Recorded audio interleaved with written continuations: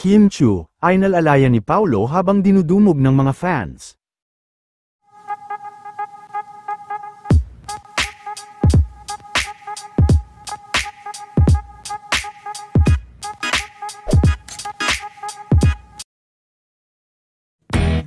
Sa pagdating nila Kim Chiu at Paulo Avellino sa Dubai Airport, ay talagang dinumog naman sila ng mga fans na matyaga na naghintay sa kanilang pagdating. Bagamat mahaba ang naging biyahe ay makikita naman na excited din sila Kim na makasama ang mga fans.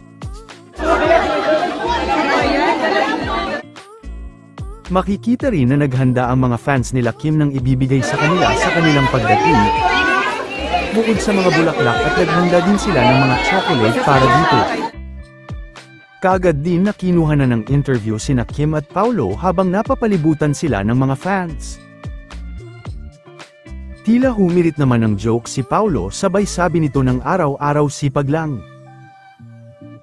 Araw-araw sipag lang.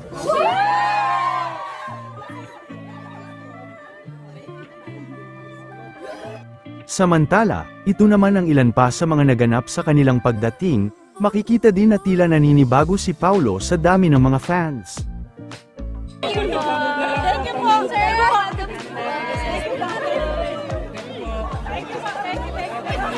Marami rin ang nakapansin ng pag-alalay ni Paulo kay Kim.